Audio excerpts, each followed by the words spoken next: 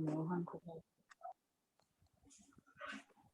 ఆ, ఓం నమః పాణినికాత్యాయన పతంజలిభ్యః శబ్ద విద్యా సంప్రదాయ కర్తృభ్యః పరమ ఋషిభ్యః నమో మహద్భ్యో మునిభ్యో గురుభ్యః ఏనాక్షర సమామ్నాయం అధిగమ్య మహేశ్వరాత్ కృత్స్నం వ్యాకరణం ప్రోక్తం తస్మై పాణినయే నమః ఏన ధౌతా గిరః పుంసాం విమలైః శబ్దవారిభిః తమశ్చాజ్ఞానజం భిన్నం తస్మై పాణినయే నమః వాక్యకారం వరరుచిం భాష్యకారం పతంజలిం పాణినిం సూత్రకారం చ ప్రణతోస్మి మునిత్రయం గురుర్బ్రహ్మ గురుర్విష్ణు గురుర్దేవో మహేశ్వరః గురుః సాక్షాత్ పరం బ్రహ్మ తస్మై శ్రీ గురవే నమః.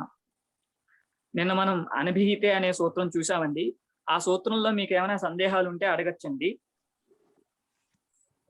ఎందుకంటే ఇది కొంచెం చాలా జటిలమైన సూత్రం. ఇది వెంటనే తెలియడం కష్టం కాబట్టి మళ్ళీ అడుగుతున్నాను.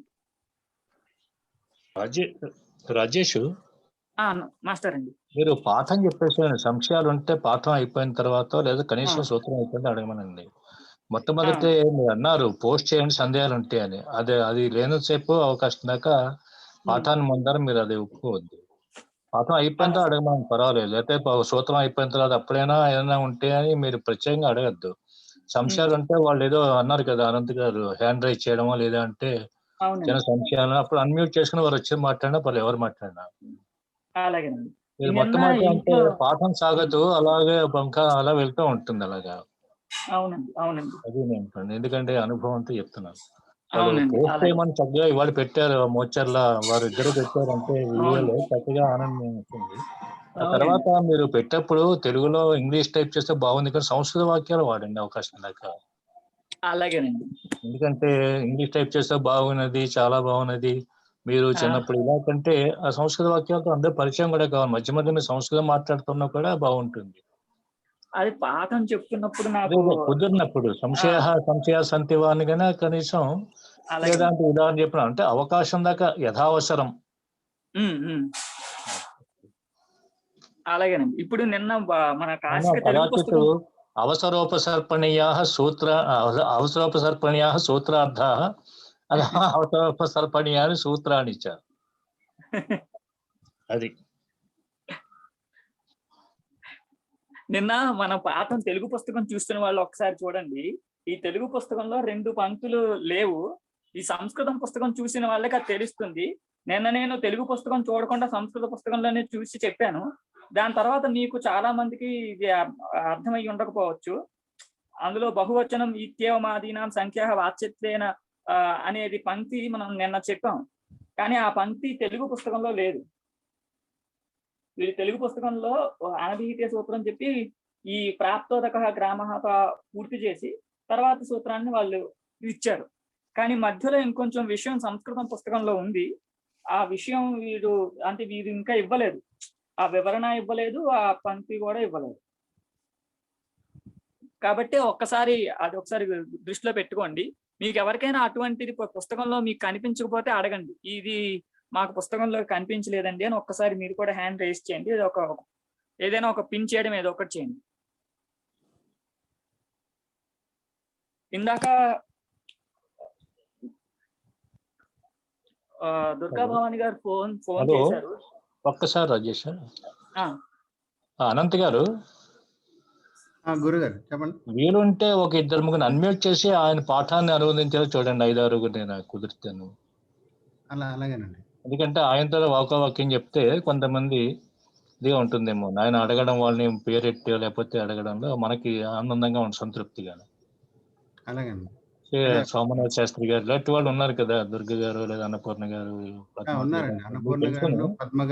4-5 ఆయనతో పాటు పాఠం వాళ్ళ నలుగురు చెప్పేలాగా అనిపిస్తే మనకి ఎవరైనా పర్వాలేదు, వాళ్ళ పేర్లనే కాదు. ఈ మధ్యన వస్తున్న బొగ్గవరపు తులసి గారు కూడా మంచి ప్రతిభావతి రాజేష.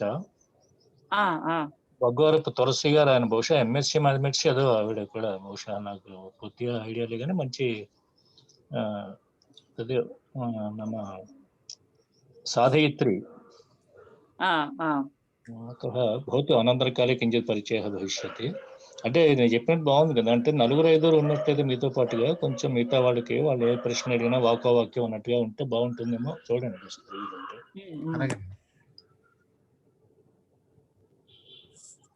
నిన్న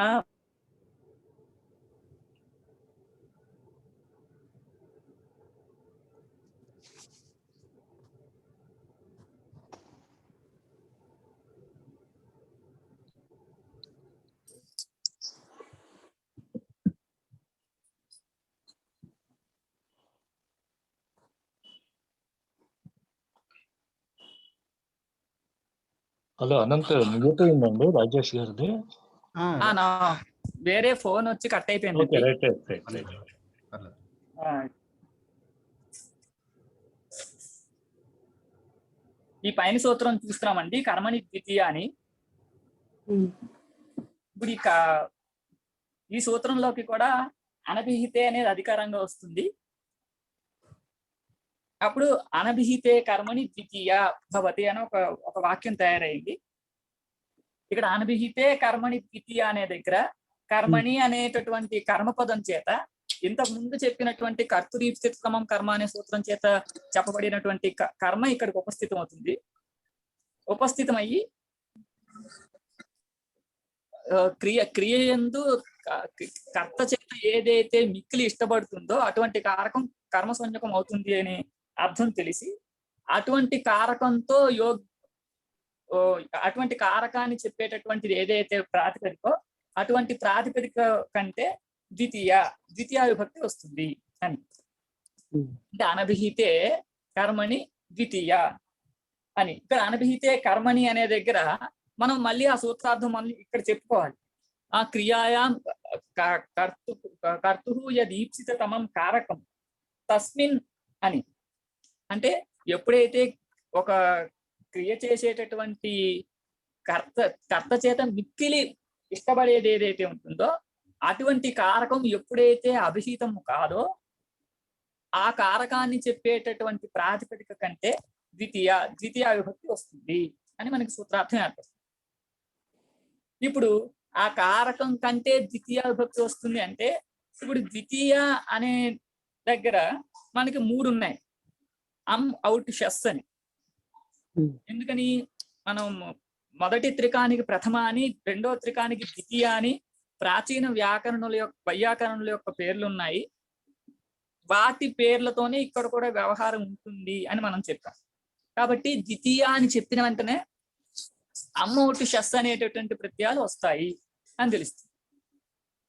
ఇప్పుడు అమ్మౌట్ షస్ అనే ప్రత్యయాలు వస్తాయి అంటే ఇప్పుడు ప్రత్యయం ఎప్పుడు వస్తుంది, షస్ ప్రత్యయం ఎప్పుడు వస్తుంది, అవుట్ ప్రత్యయం ఎప్పుడు వస్తుంది అని వివరించడం కోసం మళ్ళీ మనకి ద్వేకయోహ ద్వివచన ఏకవచనే బహుశుభవచనం అనే సూత్రాలు 2 కూడా ఇక్కడ ఉపస్థితంలో అవుతాయి.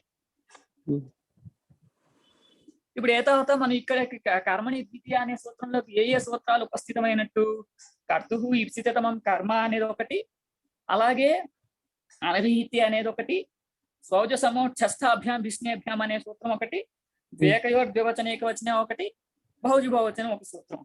ఇన్ని సూత్రాలు ఇక్కడ ఉపస్థితం అయ్యాయి.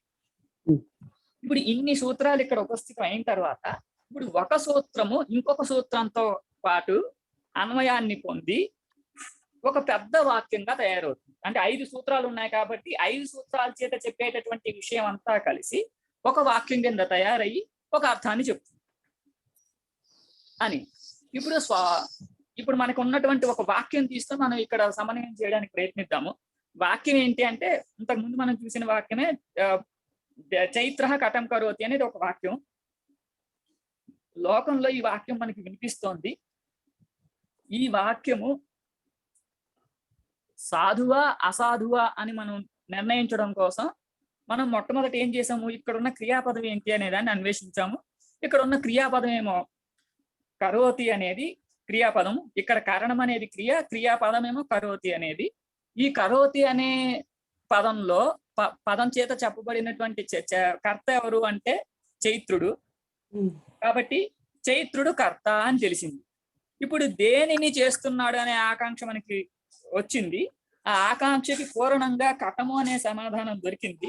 కాబట్టి కటము కర్మ అని తెలిసింది. ఇప్పుడు ఏ తర్వాత మనకి తెలిసినటువంటి క్రియాపదంలో కర్త చైత్రుడు, కర్మ కటము అని తెలిసాయి. ఇప్పుడు ఈ చైత్రుణ్ణి చెప్పేటటువంటి పదం ఏంటి, చైత్ర అనేటటువంటి ప్రాతిపదిక ఈ కటము కర్మ అనే దాన్ని చెప్పేటటువంటిది కట అనే ప్రాతిపదిక, చేయుచున్నాడు అనే దాన్ని చెప్పేటటువంటి కృధాతు, దానికంటే వర్తమాన కాలంలో కర్తృర్థంలో చెప్పినటువంటి లట్ అనేటటువంటి ప్రత్యయం. అంటే అప్పుడేమైంది, చైత్ర కట కృ లా అనేది. కృ లా అనే దగ్గర ఇల్లు అనేది కర్తృర్థంలో వచ్చింది అని మనం గుర్తుపెట్టుకోవాలి. లేదా కృతి అనుకున్నాం, తి అని చెప్పినట్లయితే కర్తృర్థంలో వచ్చింది అని మనకి స్పష్టంగా తెలుస్తుంది. చైత్ర కట కృతి అని అంటే మనం చైత్ర కటం కరోతే అనే వాక్యాన్ని సాధువుగా నిరూపించడం కోసం అర్థాన్ని ఆశ్రయించుకుని మనం ఈ ప్రక్రియ మొదలు పెట్టాం. ఈ కరణం అనేటటువంటి క్రియలో స్వతంత్రుడు చైత్రుడు కాబట్టి అతడు కర్త, కాబట్టి ఆ కర్తను చెప్పేటటువంటి ప్రాతిపదికం చైత్ర కాబట్టి చైత్ర అని పెట్టుకున్నాం. దాని తర్వాత విభక్తి ఏమొస్తుందని మనకి ఇంకా తెలియదు కాబట్టి విభక్తి మనం ఏమి పెట్టుకోలేదు. దాని తర్వాత కటం అనేది ఈ క్రియ ద్వారా కర్తకి మిక్కిలి పొందదగినది కాబట్టి కట అనే ప్రాతిపదిక కర్మ అని మనకి తెలిసింది. అప్పుడు ఆ కట అనే ప్రాతిపదికను పెట్టుకున్నాం. ఇప్పుడు దీని తర్వాత కూడా మనం ఇంకా విభక్తి ఏమీ చేయలేదు, ఎందుకంటే ఏ విభక్తి చెయ్యాలనేది ఇంకా మనకి తెలియలేదు. తర్వాత కృతి అని పెట్టాం. కృ అనేదేమో క్రియని చెప్పేటటువంటి ధాతువు, తి అనేదేమో కర్తృర్థాన్ని చెప్పేటటువంటి ప్రత్యయం, కర్తను చెప్పేటటువంటి ప్రత్యయం. ఈ అవస్థ యందు ఇక్కడ అనభిహితే కర్మణి ద్వితీయ అని ఉంది. అనభిహితే కర్మణి ద్వితీయ అంటే ఇప్పుడు అనభిహితమైనటువంటి కర్మ అంటే ఏంటి అంటే కటము అయింది.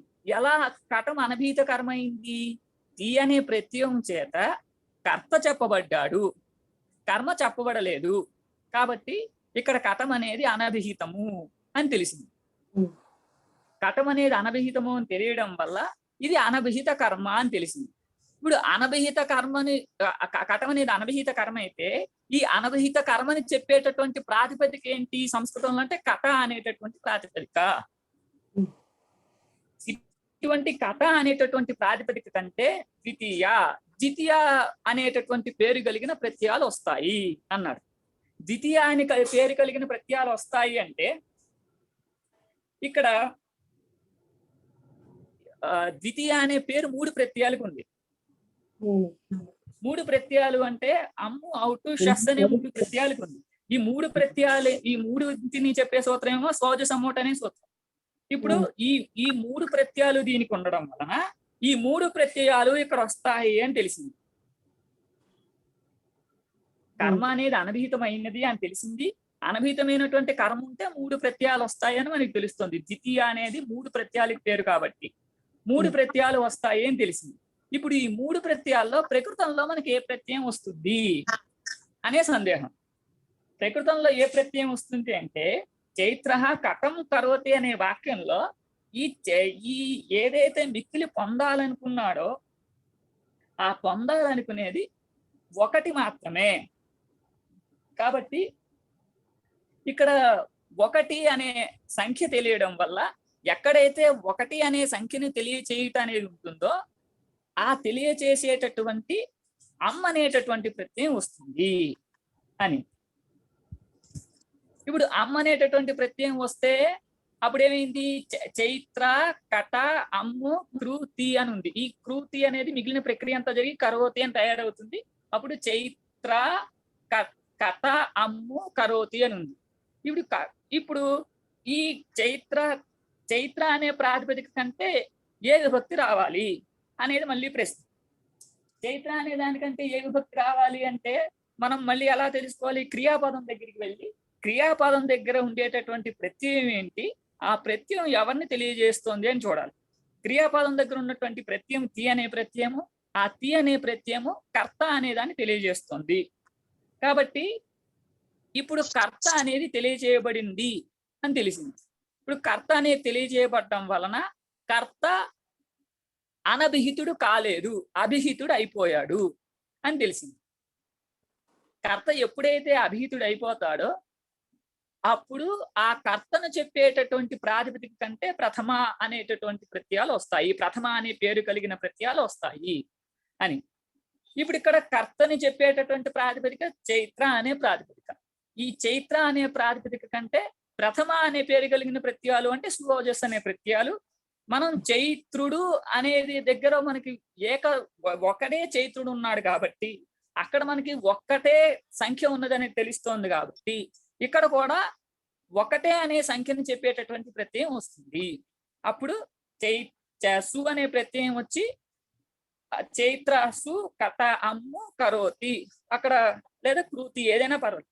ఇప్పుడు మనం లోకంలో సిద్ధించినటువంటి ఒక వాక్యానికి చైత్ర కటం కరోతి అనే ఒక వాక్యానికి చైత్రసు కట అమ్ము కృతి అనే ఒక వాక్యం చేసుకుంటే ఇక్కడ జరగాల్సినటువంటి మిగిలిన కార్యాలు జరిగి చైత్ర కటం కరోతి అనే వాక్యం సిద్ధమవుతుంది. ఇది వ్యాకరణబద్ధంగా సిద్ధం అవడం వలన ఇది ఒక సాధు ప్రయోగము అని మనకి తెలుస్తుంది. అర్థమైందండి? ఈ సూత్రం దగ్గరికి, ఈ కర్మని ద్వితీయ అనే సూత్రం దగ్గరికి అనభీతే అనేది వచ్చింది, కర్తుహు ఈప్సితమం కర్మ అనేది వచ్చింది, సౌజసమోట అనేది వచ్చింది, దేకయోర్ధ్వచనేక వచనే బహుశు బహువచనం ఇవన్నీ వచ్చాయి. ఈ సూత్రం దగ్గర ఆ సూత్రాలన్నీ కూడా అర్థత స్థితాలయ్యాయి అని, లేదా ఆ సూత్రాలు ఇక్కడికి వచ్చాయి అని కూడా అనుకోవచ్చు. ఇంతకుముందు మనం చెప్పుకున్నప్పుడు యథోద్దేశ పక్షము అని ఇంతకుముందు కొన్ని పాఠాల్లో చెప్పాము. ఆ పక్షాన్ని ఆశ్రయించుకుంటే ఏ తర్వాత ఇప్పుడు మనకి చైత్ర కటం కరోతి అనేది సాధు ప్రయోగం అని తెలిసింది. ఇప్పుడు ఈ సూత్రార్థం ఒకసారి చూద్దాం. ద్వితీయాదయ శబ్దా పూర్వాచార్యై సుపాంత్రికేషు స్మర్యంతే. ఇది ఇంతకు ముందు మనం చెప్పిందే. ద్వితీయ, తృతీయ, ప్రథమ మొదలైనవన్నీ కూడా పూర్వాచార్యులు అంటే పూర్వ వైయాకరణల చేత సుపాంత్రికేషు స్మర్యంతే. సుప్పుల యొక్క మూడు భాగాల యందు స్మరించబడుతున్నాయి. అంటే వాళ్ళు కూడా విధించారు అని కాదు, ఇవన్నీ ప్రథమాది సంజ్ఞలు అనాదిలుగా ఉన్నాయి అని విశ్వాసం. కాబట్టి అక్కడ కూడా వాళ్ళ చేత స్మరించబడింది అనే చెప్పారు, కానీ వాళ్ళు చెప్పారు అని చెప్పలేరు. కాబట్టి ఏవైతే ప్రాచీన వ్యాకరణాచార్యుల చేత స్మరించబడ్డాయో వాటి చేతనే ఇక్కడ కూడా వ్యవహారం అనేది ఉంటుంది. తైరేవ అత్ర వ్యవహార, ఆ ద్వితీయాది సంజ్ఞల చేతనే ఇక్కడ కూడా వ్యవహారం అనేది ఉంటుంది. ఇప్పుడు అన్నింటికి కలుపుకుని సూత్రార్థం చెప్తున్నాడు చూడండి. కర్మని కారకే యా సంఖ్య తత్ర ద్వితీయ విభక్తి భవతి. అంటే కర్మని కారకే యా సంఖ్య అని వీళ్ళు కొంచెం సామాన్యంగా ఇచ్చారు. కర్మణి అనేది సప్తమ్యంతంలో ఉన్నది.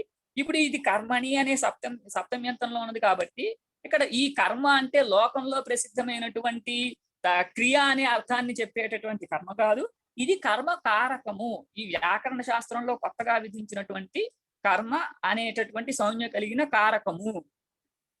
ఈ కర్మకారకమందు యా సంఖ్య, ఏదైతే సంఖ్య ఉంటుందో అని మనం ఎట్లా చెప్తున్నాము? ద్వితీయ అనే దానికి సుఓజస్ అనే 3 ప్రత్యయాలు ఉన్నాయి. ఈ 3 ప్రత్యయాల్లో ఒక్కొక్క ప్రత్యయానికి అర్థం ఏంటంటే సంఖ్య. సు అనేది ఎప్పుడు వస్తుందంటే ద్విత్వంగా ఏకత్వం ఉన్నప్పుడు వస్తుంది. అవ్వ అనేది ఎప్పుడు వస్తుంది అంటే ద్విత్వం ఉన్నప్పుడు వస్తుంది. జస్ అనేది ఎప్పుడు వస్తుంది అంటే బహుత్వం ఉన్నప్పుడు జస్ వస్తుంది. అలాగే అమ్ అనేది ఏకత్వం ఉన్నప్పుడు వస్తుంది, ఔట్ అనేది ద్విత్వం ఉన్నప్పుడు వస్తుంది, షస్ అనేది బహుత్వం ఉన్నప్పుడు వస్తుంది అని మనకి సూత్రాలు ఉన్నాయి. వేకయోహ ద్వివచనేక వచనే బహుశు బహువచనం అంటే బహుత్వం ఎక్కడైతే ఉంటుందో అప్పుడు బహువచన ప్రత్యయం వస్తుంది, ద్విత్వేకత్వాలు ఉన్నప్పుడు ద్వివచన ప్రత్యయము ఏకవచన ప్రత్యయము వస్తుంది అని మనకు సూత్రాలు ఉన్నాయి. ఈ సూత్రాలు ఉండడం వలన కర్మ సంజ్ఞని చెప్పేటటువంటిది కర్తృప్తమం కర్మ అయినట్లుగా ఎక్కడైతే ఏకవచనం అనే పేరు ఉంటుందో, ఎక్కడైతే ద్వివచనం అనే పేరు ఉంటుందో అప్పుడు ఏకవచన ప్రత్యయము ద్వివచన ప్రత్యయము వస్తాయి. లోకంలో ఎక్కడైతే ఒకడు అనేటటువంటిది ఉంటుందో ఆ ఒక్కడు అనేటటువంటి కర్తని చెప్పడం కోసం సు అనే ప్రత్యయం వస్తుంది. ఎక్కడైతే ఇద్దరు అని ఉంటారో ఆ ఇద్దరిని చెప్పడం కోసం ఔ అనేది వస్తుంది అని. అంటే ఇప్పుడు ప్రత్యయాలన్నీ కూడా సంఖ్యార్థంలో వస్తున్నాయి. మనకి కర్మని ద్వితీయ అంటే కర్మార్థంలో ద్వితీయ విభక్తి చెప్పాడు, కానీ కర్మార్థంలో ద్వితీయ విభక్తి వచ్చినా ఈ ద్వితీయక అర్థం 3 ప్రత్యయాలు కాబట్టి కర్మని ఆ సంఖ్య ఆ కర్మ ఎందు ఏదైతే సంఖ్య ఉన్నదో ఆ సంఖ్యను తెలియజేయిస్తూ ప్రత్యయం అనేది వస్తుంది అని. అంటే ఇప్పుడు అన్ని సూత్రాలు ఇక్కడికి ఉపస్థితం అయిన తర్వాత వచ్చినటువంటి అర్థం. కర్మకారకమందు ఏదైతే సంఖ్యయో ఆ సంఖ్యను తెలియజేసేటటువంటి ద్వితీయ విభక్తి వస్తుంది. దానికంటే ఆ కర్మకారకమైనటువంటి ప్రాతిపదిక కంటే ద్వితీయ విభక్తి వస్తుంది అని.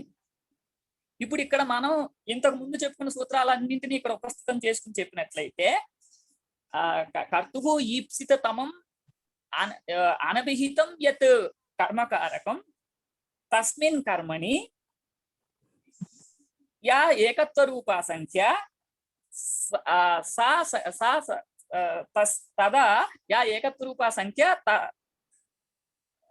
సా సంఖ్య కర్మబోధక ప్రాతిపదిక ప్రవర్తతే. సా సంఖ్యా ప్రత్యయ కర్మబోధక ప్రాతిపదిక ప్రవర్తతే అని. అంటే కర్తకు మిక్కిలి ఈప్సితమైనది ఏదైతే ఒక కర్మనో ఆ కర్మ యందు ఉండేటటువంటిది ఏదైతే ఏకత్వమో ఆ ఏకత్వాన్ని సూచన చేస్తూ ఆ కర్మబోధకమైనటువంటి ప్రాతిపదిక కంటే ఆ ప్రత్యయం వస్తుంది అని. ఇప్పుడు ఇక్కడ కథం కరోతి అనే దగ్గర కర్మబోధకమైనటువంటి ప్రాతిపదికం కథ అనే ప్రాతిపదికము, దీని యందు ఉన్నటువంటి సంఖ్య ఏకత్వము, ఈ ఏకత్వాన్ని తెలియజేస్తూ అమ్మ అనేటటువంటి ప్రత్యయం వస్తుంది. అప్పుడు కథ అమ్మనైన తర్వాత ఈ అమి పూర్వహాని పూర్వరూపం వచ్చి కథం అనే రూపం ఏర్పడుతుంది అని. అలాగే ఇప్పుడు ఇదే అర్థం మిగిలిన అన్ని చోట్ల కూడా ఉంటుంది. అంటే ఈ అనభిహితం క్రియాయాం స్వాతంత్ర్యేణ వివక్షితః యః అర్థః కర్తృరూపః यदि सः अनभिहितः तर्हि तद्बोधकात् प्रातिपदिकात् तस्य तस्मिन् एकत्वे सति सुप्रत्ययः प्रवर्तते అని. అంటే అనభిహితం అని చెప్పాం కాబట్టి తస్మిన్ సతి తా ప్రత్యయः ప్రవర్తతే. యదా క్రియాయాం స్వాతంత్ర్యేణ వివక్షితः కర్తృరూపः కారకం. మీకు అర్థమవుతుందండి సంస్కృతంలో చెప్తుంటే? క్రియందు ఎవరైతే స్వాతంత్రుడిగా వివక్ష చేయబడ్డాడో అటువంటి కర్తృరూపమైన కారకం కనుక అభిహితమైపోతే ఆ కర్తను చెప్పేటటువంటి ప్రాతిపదిక కంటే ఆ కర్తయందు ఉన్నటువంటి ఏకత్వాన్ని తెలియచేస్తూ సు అనే ప్రత్యయం వస్తుంది. ఒకవేళ ఆ కర్తయందు ద్విత్వం ఉన్నట్లయితే ఆ ద్విత్వాన్ని తెలియజేస్తూ అవ్వ అనే ప్రత్యయం వస్తుంది అని. ద్వితీయాదేహ శబ్దాః పూర్వాచార్యైః సుపాంత్రికేషు స్మర్యంతే తైరేవాత్ర వ్యవహారః కర్మణి కారకే యా సంఖ్య. అంటే కర్మకారకం ముందు ఉన్నటువంటి ఏదైతే సంఖ్యయో దానికంటే ద్వితీయ విభక్తి అనేది వస్తుంది. కథం కరోతి గ్రామం గచ్చతి. అంటే చైత్ర అనే ఒక కర్తను కూడా పెట్టుకుంటే ఇందాక మనం చెప్పుకున్నటువంటి వాక్యం అంతా కూడా స్పష్టంగా ఉంటుంది. చైత్ర కథం కరోతి చైత్ర గ్రామం గచ్చతి ఇందాక మనం చెప్పుకున్నట్టు. దాని తర్వాత ఇప్పుడు ఒక ఉపపద విభక్తిని విధిస్తున్నాడండి. మనం ఇంతకు ముందు చెప్పుకుంటున్నప్పుడు విభక్తులు అనేవి కారకాన్ని ఆశ్రయించుకుని వస్తాయి, సమీపమందు ఉన్నటువంటి పదాన్ని ఆశ్రయించుకుని వస్తాయి, అలాగే ఒక అర్థాన్ని ఆశ్రయించుకుని వస్తాయి, కర్మ ప్రవచనీయాన్ని కూడా ఆశ్రయించుకుని వస్తాయి అని చెప్పాం. ఇప్పుడు ఇక్కడ ఒక కారకాన్ని ఆశ్రయించుకుని వచ్చేటటువంటి ద్వితీయ విభక్తిని చూపించి తర్వాత ఒక పదాన్ని ఆశ్రయించుకుని వచ్చేటటువంటి ద్వితీయ విభక్తిని చూపిస్తున్నారు ఒక కారిక చేత. ఉభ సర్వతసోహ కార్య దిగుపర్యాదిషు త్రిషు ద్వితీయ ఆమ్రేడితాంతేషు తతోన్యత్రాపి దృశ్యతే. అన్యత్రాపి దృశ్యతే అంటే వేరే చోట కూడా కనిపిస్తుంది. ఏంటి కనిపిస్తుంది అంటే ద్వితీయ. ఎక్కడెక్కడ కనిపిస్తోంది? ఉభ సర్వతసోహ అంటే ఈ తస్ అనేది ఉభశబ్దానికి సర్వశబ్దానికి రెండింటికి కూడా అన్వయిస్తుంది. అంటే ఉభశ్చ సర్వశ్చ ఉపసర్గో ఉభ సర్వయోః తస్ ఉపసర్వతస్ తయోః ఉపసర్వతసోహ అని. అంటే తస్ అనేది ద్వంద్వాంతంలో ఉండడం వల్ల రెండింటికి కూడా అన్వయించి ఉభతః అని, అంటే ఉభతః అంటే మళ్ళీ అయచ్చని ఒక ఆదేశించి ఉభయతః అని అవుతుంది. అప్పుడు ఉభయతః సర్వతః అనే రెండు పదాలు ఉన్నప్పుడు, అలాగే దిక్కు ఉపర్యాదులు ఉన్నప్పుడు, దిక్కు అధ్యది అధోధో అనేటటువంటి ఉన్నప్పుడు, అలాగే ఆమ్రేడితం ఉన్నప్పుడు మిగిలిన చోట్ల కూడా ద్వితీయ విభక్తి వస్తుంది.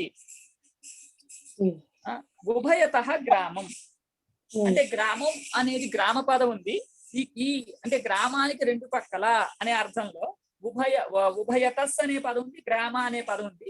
ఈ గ్రామ అనే ప్రాతిపదిక కంటే ఉభయతస్ అంటే ఉభయత అనే దాంతో యోగం ఉండడం వలన ద్వితీయ విభక్తి వచ్చి ఉభయత గ్రామం అని అవుతుంది.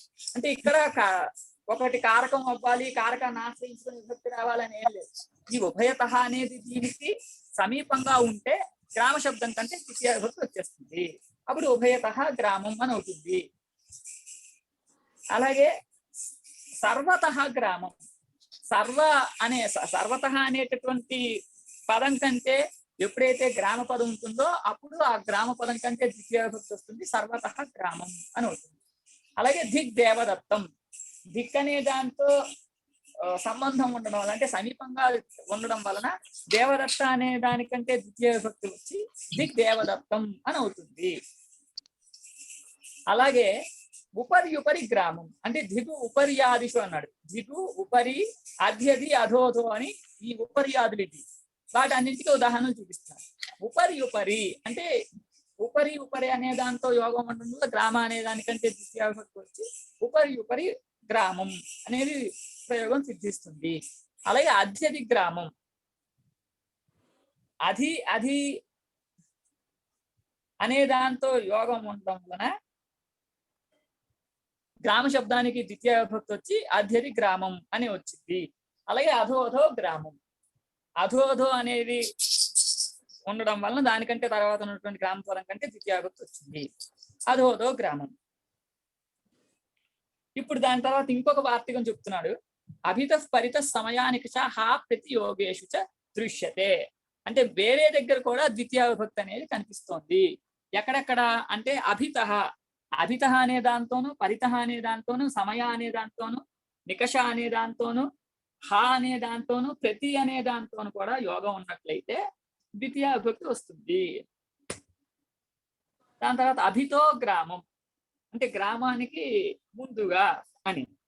ఇక్కడ అభితో అనే దాంతో యోగం ఉండటం వల్ల గ్రామ శబ్దం కంటే ద్వితీయ విభక్తి వచ్చింది, అభితో గ్రామం అని అయింది. దాని తర్వాత పరితో గ్రామం, పరిత గ్రామం. ఇక్కడ కూడా పరిత అనే దాంతో యోగం ఉండడం వలన గ్రామ శబ్దం కంటే ద్వితీయ విభక్తి వచ్చింది. అలాగే సమయ గ్రామం, నికషా గ్రామం.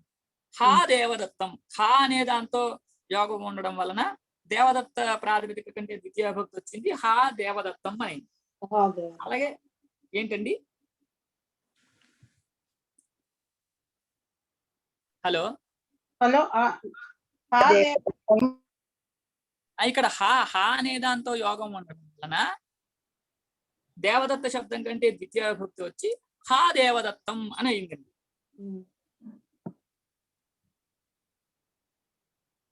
దాని తర్వాత ఇప్పుడు ప్రతి అనే దాంతో ఉదాహరణ చూపిస్తున్నారు. బుభుక్షితం న ప్రతిభాతి కించిత్. బుభుక్షితం ఆకలి వేసేవాడికి ఏది కూడా తోచదు అనే అర్థంలో ఇక్కడ బుభుక్షిత అనే దానితో ఈ ప్రతి అనేది సంబంధాన్ని కలిగి ఉంది. కాబట్టి ఈ బుభుక్షిత ప్రాతిపదిక కంటే ద్వితీయ విభక్తి వచ్చి బుభుక్షితం న ప్రతిభాతి అనే ప్రయోగం ఏర్పడింది అని. అర్థమైందండి ఈ సూత్రం? అర్థమైంది. అందరికీ అర్థమైందండి?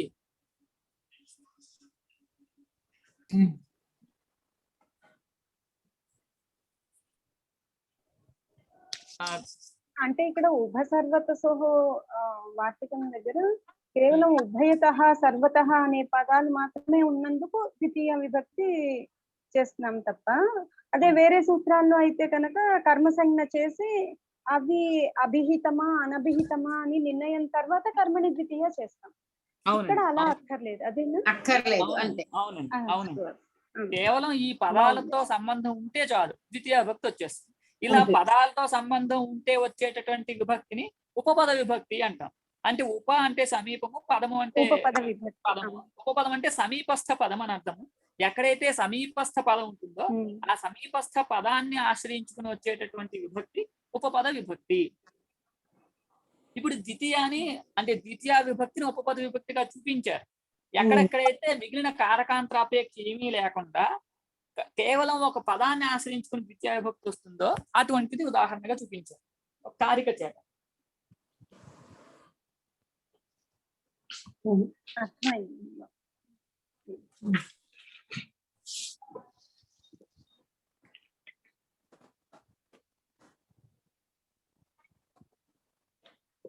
దాని తర్వాత తృతీయాచ హోస్ ఛందసి. తృతీయాచ అంటే తృతీయ విభక్తి కూడా వస్తుంది. ఎప్పుడు అంటే హోహ ఛందసి అంటే హుధాతువుకి సంబంధించినటువంటి ఏదైతే కర్మ ఉంటుందో ఆ కర్మని చెప్పేటటువంటి ప్రాతిపదిక కంటే ఛందసి వేదమందు తృతీయాచ భవతి అంటే తృతీయ విభక్తి కూడా వస్తుంది అని. కర్మణి ఇది వర్తతే అంటే కర్మణి ద్వితీయ సూత్రం నుండి కర్మణి అనే అనుమతిగా వస్తుంది. అప్పుడు ఏమవుతుంది, ద్వితీయ మాత్రమే రావాల్సి వస్తూ ఉంటే ఈ సూత్రం చేత తృతీయ విభక్తిని కూడా విధిస్తున్నాడు అని తెలుస్తుంది. ద్వితీయాయాం ప్రాప్తాయాం తృతీయ విధేయతే అంటే ద్వితీయ విభక్తి ప్రాప్తిస్తూ ఉంటే తృతీయ విభక్తి విధిస్తున్నాడు. చశబ్దాత్ సాచ భవతి అంటే తృతీయాచ అని చెప్పడం వలన ఈ చశబ్దం చేత ముందు చెప్పబడినటువంటి ద్వితీయ కూడా సముచితం అవుతుంది. అప్పుడు ద్వితీయ విభక్తి కూడా వస్తుంది అని తెలుస్తుంది. అప్పుడు ద్వితీయ తృతీయ విభక్తులు రెండు వస్తాయి. కర్మణి ఇది వర్తతే ద్వితీయాయాం ప్రాప్తాయాం తృతీయ విధీయతే చశబ్దాత్ సాచ భవతి ద్వితీయాచ భవతి.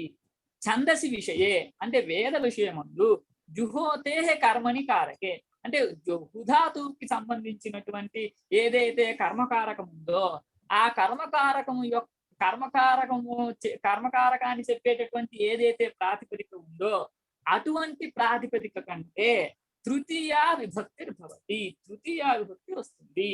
అంటే తాభ్యాం భిస్ అనే ప్రత్యయాలు అనే మూడు ప్రత్యయాలు ప్రవర్తించే అవకాశం ఉంటుంది.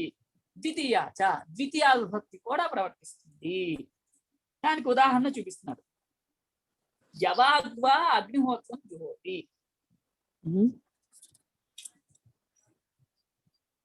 యవాగ్వా అంటే యవాగు అనేది ఇక్కడ కర్తకి ఈప్సితమైనటువంటి కర్మ. ఈ కర్తకి ఈప్సితమైనటువంటి యవాగు రూప కర్మ కంటే కర్మని ద్వితీయ సూత్రం చేత ద్వితీయ విభక్తి రావాల్సి ఉండగా ఈ సూత్రం చేత తృతీయ విభక్తిని విధిస్తే యవాగ్వా అని అవుతుంది. ఇప్పుడు ఇది అంటే ఇది వచ్చేటటువంటి రూపం తృతీయ విభక్తి వచ్చేటటువంటి రూపము ద్వితీయ విభక్తి వచ్చేటటువంటి రూపం కూడా ఉంటుంది. యవాగు అగ్నిహోత్రం జుహోతి అంటే ఈ రెండు కూడా వేరు వేరు చోట్ల ఉన్నటువంటి వేద మంత్రాలు. అక్కడ యవాగ్వా అగ్నిహోత్రం జుహోతి యవాగు అగ్నిహోత్రం జుహోతి అని రెండు రకాల ప్రయోగాలు ఉన్నాయి.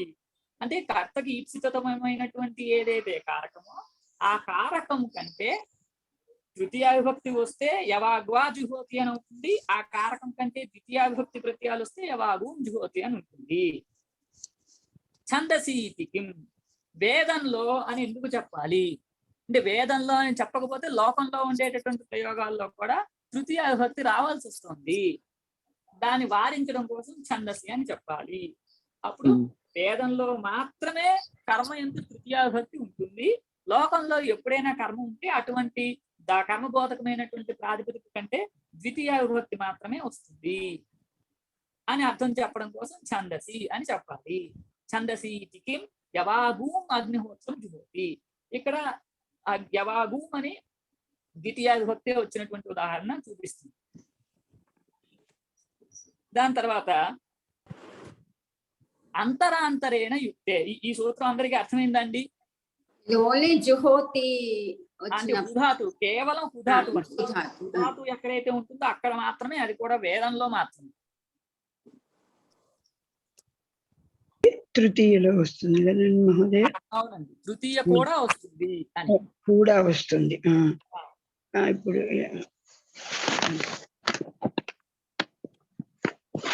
దాని తర్వాత అంతరాంతరేణ యుక్తే.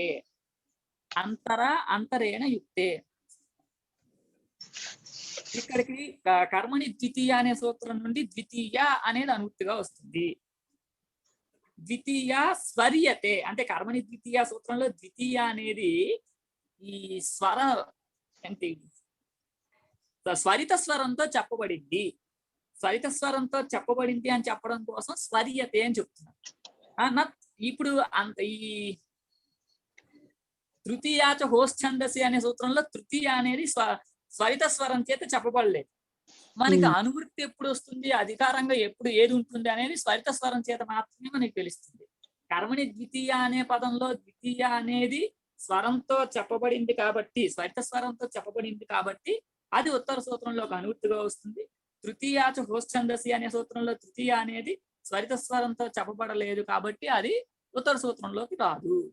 కాబట్టి ఈ అంతరాంతరేణ యుక్తి అనే సూత్రంలో కర్మణి ద్వితీయ అనే సూత్రం నుండి ద్వితీయ అనే పదం అనువృత్తిగా వస్తుంది. నా తృతీయ అనేది రాదు, ఎందుకంటే అది స్వరిత స్వరంతో చెప్పబడలేదు కాబట్టి. ఇప్పుడు ఏమవుతుంది, అంతరేణ అనేటటువంటి రెండు నిపాతలతో ఎక్కడైతే యోగం ఉంటుందో అప్పుడు దాని తర్వాత ఉన్నటువంటి ప్రాతిపదిక కంటే ద్వితీయ విభక్తి వస్తుంది. అంతరేణ శబ్దం నిపాతౌ సాహచర్య గృహ్యతే అంటే రెండు కూడా ఒక పరస్పర సాహచర్యాన్ని ఆశ్రయించుకుని నిపాతలు రెండు కూడా అంతరే అనేటటువంటి రెండు నిపాతలు గ్రహించబడతాయి. ఆభ్యాం యోగే ద్వితీయ విభక్తి భవతి. ఈ రెండు నిపాతలతో యోగం ఉన్నట్లయితే వీటికంటే ద్వితీయ విభక్తి వస్తుంది. దానికి ఉదాహరణ అంతరా త్వాం చ మాం చ కమండలు అంటే నీకు నాకు మధ్యలో కమండలు అనేది ఉన్నది. అంటే నీకు నాకు మధ్యలో అని చెప్పినప్పుడు షష్ఠీ విభక్తి ప్రాప్తిస్తుంది. షష్ఠీ విభక్తి ప్రాప్తిస్తుంటే ఆ షష్ఠీ విభక్తిని బాధిస్తూ ఈ సూత్రం చేత ద్వితీయ విభక్తిని విధిస్తున్నాడు. అందువల్ల షష్ఠి అపవాదోయం యోగ అంటే షష్ఠీ సూత్రం చేత షష్ఠీ విభక్తి రావాల్సి వస్తూ ఉండగా ఆ సంబంధ సామాన్యంలో వచ్చేటటువంటి షష్ఠీ విభక్తిని బాధిస్తూ ఈ సూత్రం ఆరంభించబడింది. తత్ర అంతరా శబ్ద మధ్యమాధేయ ప్రధానం ఆచరిస్తే అంటే రెండింటికి ఉండేటటువంటి మధ్య అనేటటువంటి దాన్ని చెప్తోంది. ఏంటండి అంతరం రెండింటికి మధ్య అని. అవునండి, అంతరేణ అనే శబ్దం మాత్రం వినా అనే అర్థాన్ని చెప్తోంది. అంతరా అనే శబ్దం ఏమో మధ్య అనేటటువంటి అర్థాన్ని చెప్తోంది. అంతరేణ అనేదేమో వినా అనేటటువంటి అర్థాన్ని చెప్తోంది. తత్ర అంతరా శబ్ద మధ్యం ఆధేయ ప్రధానం ఆచరిస్తే అంటే మధ్యలో ఉన్నటువంటి ఆధేయము అనేటటువంటి అర్థం ప్రధానంగా కలిగినటువంటి అర్థాన్ని చెప్తోంది. అంతరేణ శబ్దస్తు తచ్చ వినార్థంచ తచ్చ వినార్థంచ అంతరేణ అనేది ఈ మధ్యము అనే అర్థాన్ని చెప్తోంది, వినా అనేటటువంటి అర్థాన్ని కూడా చెప్తుంది.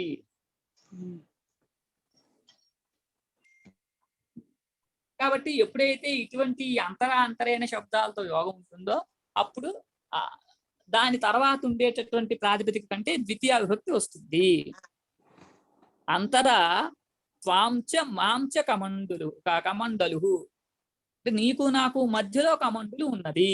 ఇక్కడ అంతరా అనే శబ్దంతో యోగం ఉండడం వలన రెండింటికి ద్వితీయ వచ్చింది. యుష్మత్ శబ్దానికి ద్వితీయ విభక్తి వచ్చింది, యుష్మత్ శబ్దం కంటే ద్వితీయ విభక్తి వచ్చింది, అస్మత్ శబ్దం కంటే కూడా ద్వితీయ విభక్తి వచ్చింది. అంటే మధ్య అని చెప్పడం వలన రెండు తెలియబడుతున్నాయి. ఇరు ప్రక్కల మధ్య ఉండడం అంటే రెండు ప్రక్కల అనేది సంభవిస్తుంది కాబట్టి యోగం అనేది ఇద్దరికీ కుదురుతుంది. ఇద్దరికీ కుదరడం వలన మధ్య ఈ అంతరా శబ్ద బలాత్ రెండింటికి కూడా ద్వితీయ విభక్తి వస్తుంది. ఆ రెండింటి కంటే కూడా ద్వితీయ విభక్తి వస్తుంది. అంతరా త్వాంచ మాంచ కమండలు అంటే నీకు నాకు మధ్యలో కమండలు ఉంది. అంతరేణ త్వాంచ మాంచ కమండలు ఇక్కడ నీకు నాకు మధ్యలో కమండలు ఉంది అని ఒక అర్థము, ఇంకా లేకుండా అనే అర్థం కూడా ఇక్కడ అంతరేణ అనే దానికి ఉంది. దీనికి ఈ కౌముదిలో ఉదాహరణలు ఇచ్చారు. అంతరా త్వాంచ మాంచ హరిహి అంటే నీకు నాకు మధ్యలో హరి ఉన్నాడు అని. అంతరేణ హరిహీన సుఖం, హరి లేకుండా సుఖం అనేది లేదు. అక్కడ వినార్థం మనకి స్ఫుటంగా తెలుస్తుంది. హరి అంటే పరమాత్మ, పరమాత్మ లేకుండా సుఖం అనేది లేదు. సుఖం అనేది ఉంటే పరమాత్మతోనే ఉంటుంది, కానీ శాశ్వతిక సుఖం అనేది మిగిలిన వాటిలతో ఉండదు అని చెప్పడం కోసం అక్కడ ఉదాహరణలు చెప్పారు. అంతరేణ అంతరేణ పురుషకారం నకించిత్ లభ్యతే అంటే పురుషకారాన్ని విడిచిపెట్టి ఏది కూడా పొందబడదు. ఏదైనా పొందాలి అంటే పురుషకారం అంటే పురుష ప్రయత్నం అనేది చెయ్యాల్సిందే. ఇక్కడ వినార్థాన్ని స్పష్టంగా చూపిస్తున్నారు. అంటే ఇక్కడ అంతరేణ త్వాంచ మాంచ కమండలు అంటే నీకు నాకు మధ్యలో ఉంది అనే ఆధేయ ప్రధానమైనటువంటి మధ్య అనే దాన్ని చూపించారు. తర్వాత వినార్థాన్ని ఈ ఉదాహరణ ద్వారా చూపిస్తున్నారు. అంతరేణ పురుషకారం అంటే పురుష ప్రయత్నాన్ని పెడితే నకించి లభ్యతే ఏది కూడా సాధ్యం కాదు. పురుష ప్రయత్నం చేస్తేనే ఏదైనా సాధ్యమవుతుంది అని. దాని తర్వాత అంతరాంతరేణ యుక్తే అని యుక్త గ్రహణం ఎందుకు చేశారు?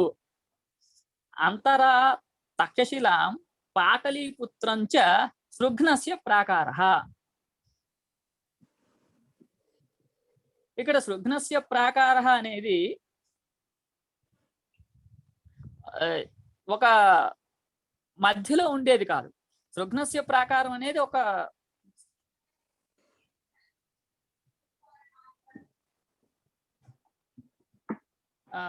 ఒక్క నిమిషం అండి.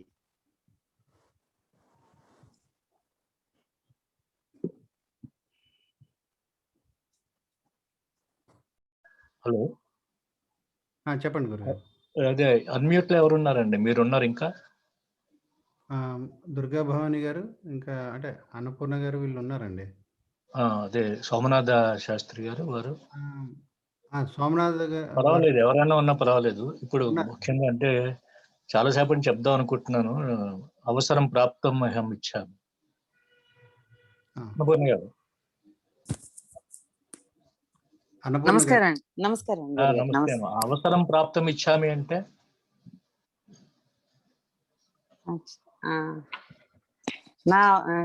తీసుకోవడానికి ఇష్టపడుతుంది. ఏంది? దేన్ని? ఛాన్స్ అండి. అంటే అవసర అంటే ఛాన్స్ అని కాదు, అవసరం అంటే సమయము అని అర్థం. హిందీ వాళ్ళు అదే అంటారు, అవసరం. ఒకసారి క్లాస్ లో చర్చ జరిగింది రాజన్ గారు ఉన్నప్పుడు. ఇస్ అవసర ఆజాదేకి ఇస్ అవసర్ పర్ అంటారు, గమనించండి. ఆజాదేకి ఇస్ అవసర్ పర్ గంభీర్ జాయింగే కదం బడాయింగే అంటే అవసరం హిందీ వాళ్ళు సరైన అర్థంలో వాడతారు, సమయము అనేది. ఎంత కూడా చెప్పాను క్లాస్, అవసరోపసర్జనీయా రాజానహ అని పదం చెప్పాను, వినుంటారు మీరు. అందులో అనండమ్మా స్పష్టంగానండి, అని కాకుండా అవసరోపసర్జనీయా రాజాన. ఈవెన్ రాజానహ కాదు, గురవః అపి అవసరోపసర్జనీయా అంటే అవసరం అంటే సమయాన్ని చూసుకొని ఉపసర్జనీయా చేరతగిన వారు. రాజులే కాదు, ఎవరైనా అంతే కదండి. మనం సమయం చూసుకుని వాళ్ళ సమయం చూసుకుని అధికారి కావచ్చును, భర్త కూడా కావచ్చు. వాస్తవాన్ని భార్య చెప్పేటప్పుడు కూడా కొంత ఆయన మూడ్ లో ఉన్నారు లేదా అని సమయాన్ని చూసుకొని చెప్తుంది కదా, ఏ విషయం చెప్పవలసిన ముఖ్యమైన విషయం. అలాగే అవసరోపసర్జనీయ కదాచిత్ ఛాత్రాః పుత్రాః శిష్యాశ్చ. అదే కమండలు అని అన్నారు, విన్నారండి మీరందరూ? మనం ఏమంటున్నాం, ఋషి దగ్గర ఉండే కమండలము అంటున్నాం కదా. ఏమనాలి?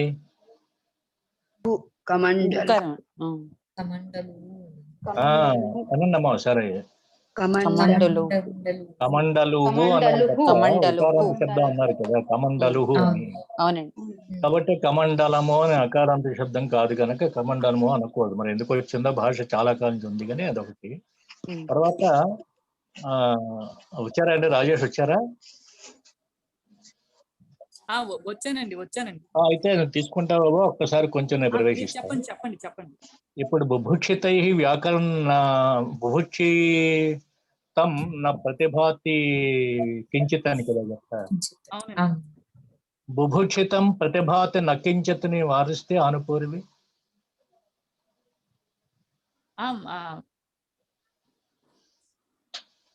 తేడా ఏమిటండి అన్నపూర్ణ గారు?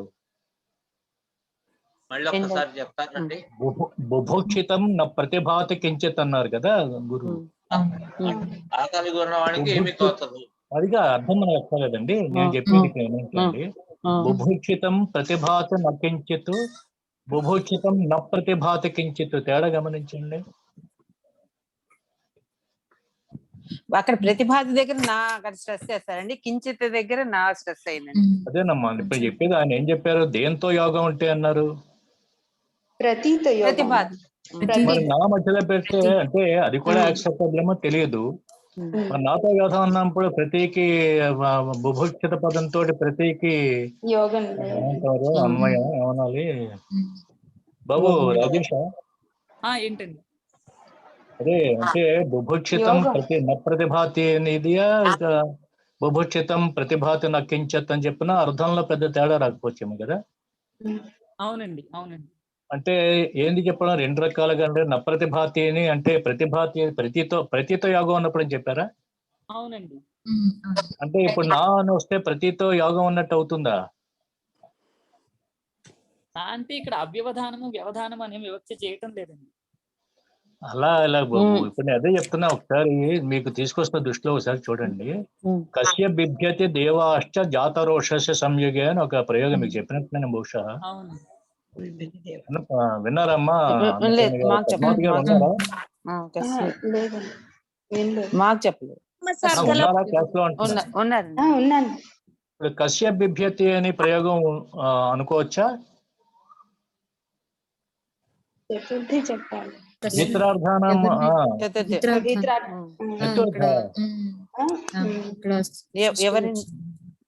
ఎవరి వల్ల అదే పంచమి చెప్పాలి. కారకాలు చాలా స్పృహం ఆ రకంగా కష్టం ఉంది, సులభం కూడా ఉన్నది. అందుకే సరే ఇప్పుడు వస్తుతానికి వచ్చినట్టయితే మరి కశ్య బిభ్యతి అని అనుకోవచ్చా? ఏమనాలి? తస్మాత్ తర్వాత ఏముందంటే కశ్య బిభ్య దేవాహ అని పదం ఉంది కర్త బహువచనంలో. బిభ్యతి బహువచనం కదా. అక్కడ కశ్య అంటే కశ్య ప్రతాపాత్ అనే అర్థంలో కాదండి, మనం అలా అక్కలేదండి. అది వినండి, అంటే మనకు చెప్పారు వ్యాఖ్యాతలు. అంటే ప్రతాపాత్ అంటే పదం ఉండాలి కదా. అంటే అలా తెచ్చుకుంటే కశ్య అనే పదానికి మనం ఎంజాయ్ చేసినట్టు ఉంటాం. అంటే ప్రతాపాత్ కాక ఏదో చెప్పుకున్నా అది విషయం వేరు అధ్యాహారం చేసుకుని. మరి అక్కడ ఏం చెప్పారంటేనండి, వింటున్నారండి? అన్నపూర్ణ గారు, పద్మావతి గారు, ఎవరున్నారు అక్కడ? ఇప్పుడు చూడండి, దానికి ఏం చెప్పారంటే అక్కడ అంటే రాజేష్ గారు బహుశా అది వాక్యం ఒప్పుకుంటారో తెలియదు, చెప్పాను నేను. అంటే దృష్టిలో తీసుకురావడం దగ్గర తాత్పర్యం. తర్వాత ఫైనల్ భాష్యకారుడు ఏదో యథోత్తరతి మునినా ప్రామాణ్యం ఆయనే ప్రామాణ్యం. కానీ నేను చెప్పేది కశ్య బిభ్యతి దేవాశ జాతరోష సంయుగే అన్నప్పుడు ఎలా సమర్థించారంటే ఆ సమర్థన రైటో తప్ప తెలియదు. కశ్య సంయుగే దేవాహ బిభ్యతి అని చెప్పారమ్మా. అన్వయం సంయుగే అని పక్కన తెచ్చున్నారు. కశ్య సంయుగే, కశ్య సంయుగే కశ్య అన్న సంయోగం ఉన్నప్పుడు దేవాహ కాదండి, కశ్య సంయుగే అని పదం అండి. దేవాశ్చ జాతరోషస్య సంయుగే అని. జాతరోషస్య కశ్య సంయుగే యుద్ధే దేవాహ బిభ్యతి అని. అంటే టు అవాయిడ్ ద పంచమి అంటే పంచమి కాకుండా శక్తి తీసుకోవడానికి సంయుగే అనే పని ఇక్కడ దగ్గర తీర్చుకున్నారు కదా రాజేష్. అంతే కదండి రాజేషా? హలో, అంటే అది సమన్వయం, అది సమర్థనీయమేనా అలా చెప్పుకోవడం అనేటువంటిది?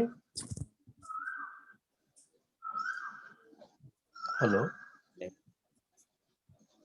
హలో హలో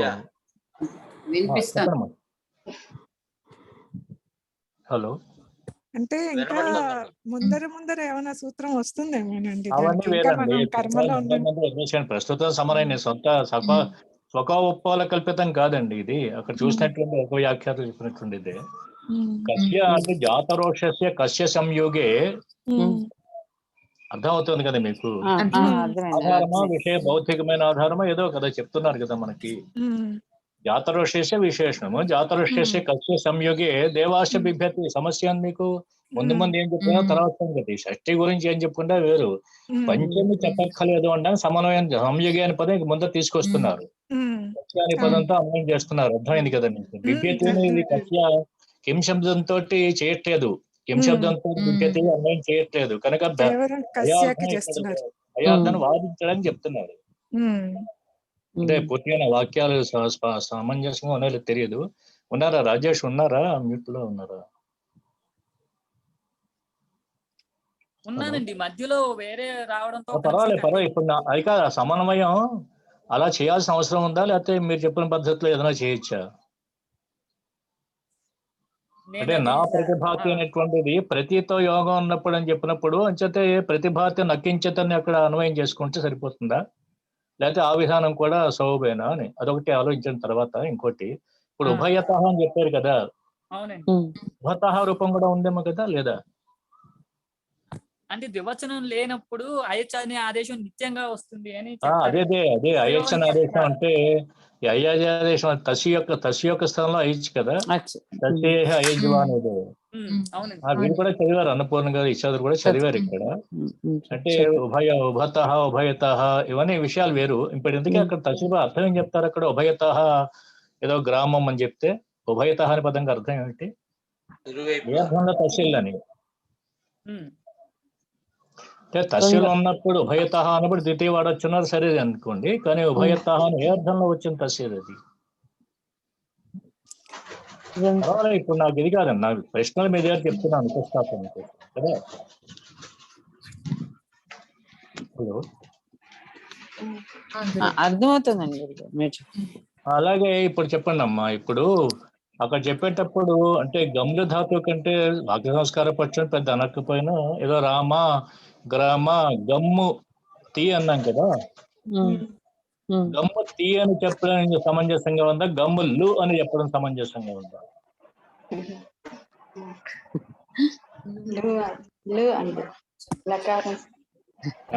ఎందుకని గమ్ములు అనే చెప్పానండి, కానీ చెప్పారు మీరు రెండో చెప్పారు.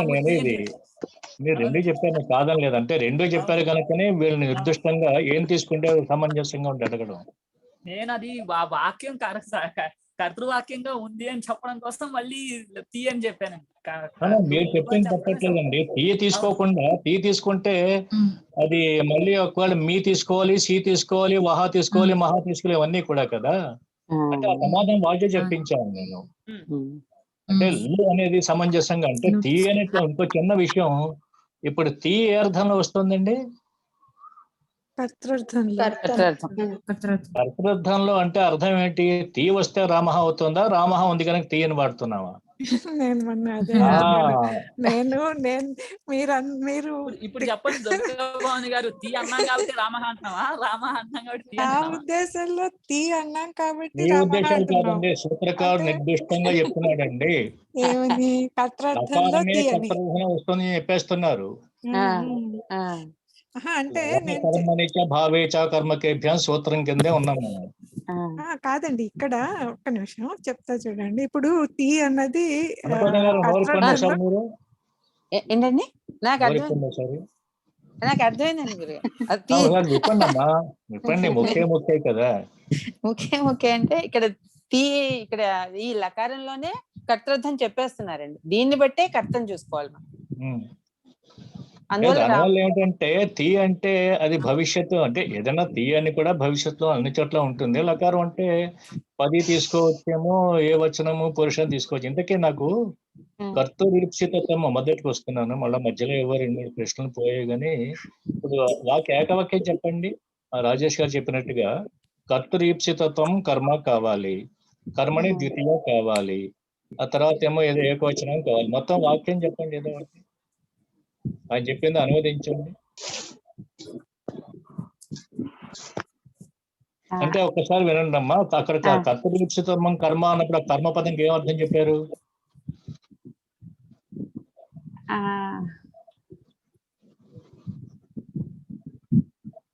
దీని ముందర వెళ్ళినట్టయితే కర్తృ ఈప్సితమం కర్మ అంటే కర్మ అన్నది సౌమ్య అంతే, సౌమ్యంగా చెప్పారు.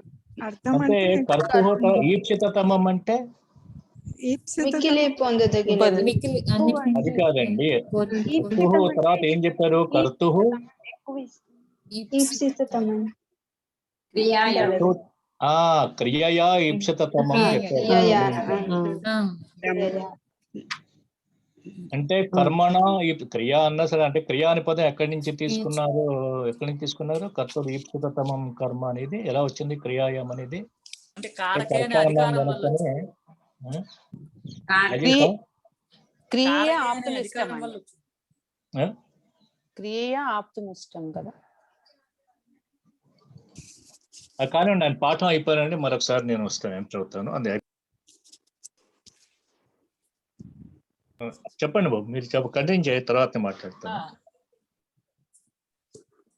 ఇక్కడ మనం ఈ యుక్తే ఇతి కిమ్ అనే దగ్గర ఆగామండి. యుక్తే అనే ఏంటండి?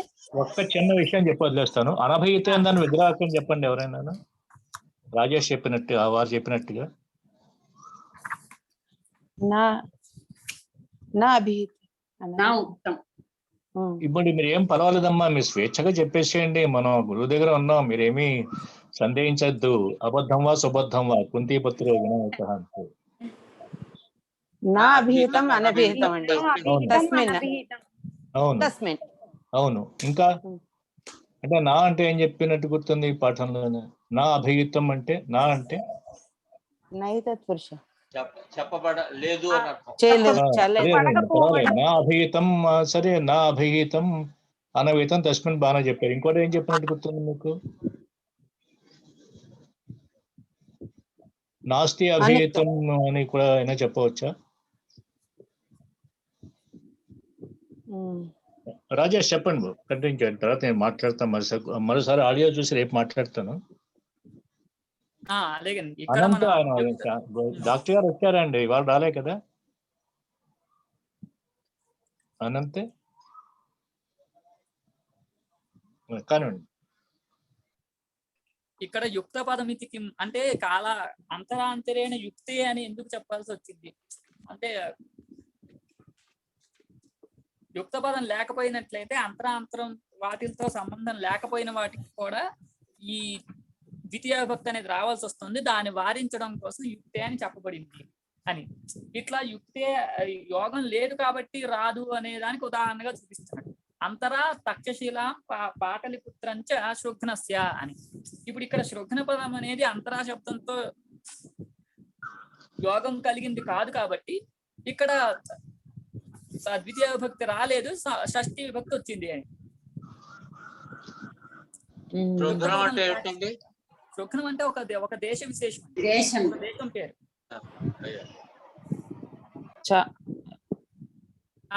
దాని తర్వాత ఈ కాలాధ్వనోర్ అత్యంత సంయోగం అంటే ఇప్పుడు రాజేష్ మాస్టర్, ఇప్పుడు అదే మన కిందాక కమండలు పెట్టి మాంచ త్వాంచ అంతరా కమండలు వినార్థంలో చెప్పారు కదా, ఉన్నదా? అది అష్టాధ్యాయులు ఉన్నదా ఉదాహరణది? వినార్థంలో కమండలు అంతరేణకి కాదండి, అది కాదు అక్కడ ఇచ్చింది, అది కాదు. అంతరేణ ఎలాగా ఉంది, కాకుండా అంతరాలో కూడా అంతరా త్వాం మాం హరిహి అని దానిలో ఉదాహరణ. అది సరే, అది ఆ ఉదాహరణ బానే ఉంది. అక్కడ కాకుండా అష్టాధ్యాయులు ఇచ్చిన ఉదాహరణ ఇందులో అంతరా త్వాంచ మాంచ కమండలు అంటే ఇక్కడ వినార్థం కాదండి. వినార్థం కాదు. ఇంకో ఉదాహరణ ఏమిచ్చారు అక్కడ? ఇంకో ఉదాహరణ ఏమిచ్చారు? అంతరేణ త్వాంచ మాంచ కమండులు అని. ఇక్కడ అంతరేణ అనే దానికి రెండు అర్థాలు, ఒకటి మధ్య అనే అర్థము, రెండోది విన అనే అర్థము. రెండు అర్థాలు. అదే మధ్య అంటే విన అంటే ఏమర్థం చెప్తారు అక్కడ ఆ వాక్యానికి? ఇక్కడ దీనికి అంతరేణ పురుషాకారం నకించి లభ్యతే అనేది ఉదాహరణ ఇచ్చారండి. అందులో మనకి కమండలు ఒకసారండి, కమండలు కూడా వినార్థంలో ఇచ్చారంటున్నారు కదా, ఉదాహరణ రెండు అర్థాలు ఇచ్చారు కదా అంటుంటారు. కాదండి, వినార్థంలో మధ్య వినార్థంలో అనేది ఎక్కడ అన్నారు మీరు? ఇప్పుడు రెండు అర్థాలు ఇచ్చారు. వినార్థంలో ఇచ్చింది అంతరేణ పురుషాకారం నకించి లభ్యతే అనండి. అష్టాధ్యాయులు ఇచ్చారు ఉదాహరణది. అవునండి, సరే బాగానే ఉంది. పురుషాకారం అంతరేణ. ఇప్పుడు కమండలు దగ్గర అష్టాధ్యాయుల కమండలు దగ్గర కేవలము మధ్య అర్థంలో ఇచ్చారు, అంతేనా? అవునండి. త్వాం మాంచ అంతరా ఇదో కమండలు. అంతే. రెండో ఉదాహరణ అక్కడ ఏమి ఇచ్చారు అష్టాధ్యాయులు? ఒకటే ఉదాహరణ ఇచ్చారా? అంతరైనా వదిలేసేయండి. అంతరాగా ఒకటే ఉదాహరణ ఇచ్చారా? అవునండి, ఒకటే ఇచ్చింది. ఓకే, రెండో ఉదాహరణ ఇవ్వలేదు. ఇవ్వలేదు. అంతర్యానాగా 2 ఉదాహరణలు ఇచ్చి ఉంటారు కదా అష్టాధ్యాయులు కూడా. ఓకే, రైట్, కానివ్వండి. దాని తర్వాత కాలాధ్వనోర్ అత్యంత సంయోగేనండి. కాలాధ్వనోహం ఇంకా ఇది పూర్తి చేయొచ్చు, ట్రై చేద్దాం. కాలాధ్వనోహం అంటే కాలవాచకాలకి అర్థవాచకాలకి కూడా అత్యంత సంయోగం కనుక ఉన్నది అన్నట్లయితే అప్పుడు ఆ కాలవాచకమైనటువంటి ప్రాతిపదిక కంటే ద్వితీయ విభక్తి వస్తుంది. అలాగే ఆ అర్థవాచకాలమైనటువంటి ప్రాతిపదికల కంటే ద్వితీయ విభక్తి వస్తుంది. అర్థవాచకాలు అంటే ఒక మార్గాన్ని చెప్పేటటువంటి పదాలండి. కాలవాచకాలు అంటే ఈ మాసము ఇలాంటి వాచకాలు కాలవాచకాలు. ఎక్కడైతే మిక్కిలి సంయోగం ఉంది క్రియతో అని ఉంటుందో అప్పుడు ఈ కాలవాచకాల కంటే అర్థవాచకాల కంటే ద్వితీయ విభక్తి వస్తుంది. కాలశబ్దేభ్య అర్థశబ్దేభ్యశ్చ ద్వితీయ విభక్తి భవతి అత్యంత సంయోగే గమ్యమానే. అంటే క్రియకు ఎక్కడైతే అత్యంత సంయోగం ఉంటుందో అంటే ప్రతిరోజు అది జరగడం అనేది ఎక్కడైతే జరుగుతుందో అప్పుడు కాలవాచకములైనటువంటి ప్రాతిపదికల కంటే అర్ధవాచకములైనటువంటి ప్రాతిపదికల కంటే ద్వితీయ విభక్తి వస్తుంది. క్రియాగుణ ద్రవ్యై సాకల్యేన కాలార్థనో సంబంధ అత్యంత సంయోగ. అది ఇక్కడ అత్యంత సంయోగ అంటే ఎటువంటిది అనే దానికి కాశికులు చూపిస్తున్నారు. క్రియా గుణ ద్రవ్యై, క్రియ చేత గుణముల చేత ద్రవ్యముల చేత ఎక్కడైతే మిక్కిలి కాలార్థనం కాలవాచకాలకి అర్థవాచకాలకి కూడా సంబంధం ఉంటుందో ఆ సంబంధమే అత్యంత సంయోగము అని. అంటే మాసం అధీతే అని ఉదాహరణ. ఇప్పుడు మాసం అధీతే అనే దానికి అర్థం ఏంటి? మాసంలో ఎన్నైతే అవయవ రూపములైనటువంటి దినాలు ఉన్నాయో అన్ని దినాల యందు కూడా అన్ని రోజుల యందు కూడా అధ్యయనము అనేటటువంటి క్రియ జరుగుతుంది అనే సందర్భంలో అప్పుడు ఈ కాలవాచకమైనటువంటి మాస పదం కంటే ద్వితీయ విభక్తి వస్తుంది. అప్పుడు మాసం అధీతే అనేటటువంటి మనం మాసం అధియామహే అనుకుంటున్నాం మనం. అంటే ఇక్కడ అత్యంత సంయోగం ఉంది కానీ మాస్టర్ ఎందుకు తెలుసు కాబట్టి అదే మనం 2 రోజులు 4 సెలవు తీసుకుంటే అనకూడదు మాసం అధియామహే. అంటే ఇక్కడ మాసం అప్పుడు మనం 2 రోజులు సెలవు తీసుకోకపోయినా అనకూడదండి. ఎందుకంటే అంటే రోజు మనం చదివినా కానీ ఈ మాసం అధీతే అని అనకూడదండి. రోజు మనం ప్రతిరోజు చదువుతున్నా కూడా ఈ మనం మాసం అధీతే అని మనం చెప్పకూడదు. ఎందుకని? ఎందుకనంటే ఎక్కడైతే మనకి ఫలం ఉండదో ఆ ఫలం ఉండనటువంటి సందర్భాల్లోనే ఇటువంటి ప్రయోగాలు ఉంటాయి అంట. అంటే మనం ఎంత చదివినా మనకు అసలు విద్య రాలేదు అనే వద్దండి అయితే చెప్పలేదు మీరు. కాలార్థం అత్యంత సంయోగం తర్వాత సూత్రంలో ఈ విషయం తెలుస్తుందండి. దీని తర్వాత సూత్రంలో అపవర్గే తృతీయ అంటారండి. అంటే అపవర్గే తృతీయ అంటే అపవర్గ పదం చేత ఫల ప్రాప్తి అని చెప్తారు. అప్పుడు క్రియాఫలం ఎక్కడైతే పొందబడుతుందో అప్పుడు తృతీయ విభక్తి వస్తుంది అని. అప్పుడు అర్థం ఏమైంది? క్రియాఫలం ఎక్కడైతే పొందబడదో అప్పుడు ద్వితీయ విభక్తి వస్తుంది అని ఫలితార్థంగా తెలుస్తాం. కాబట్టి అనేది కరెక్ట్ అన్నమాట. మేము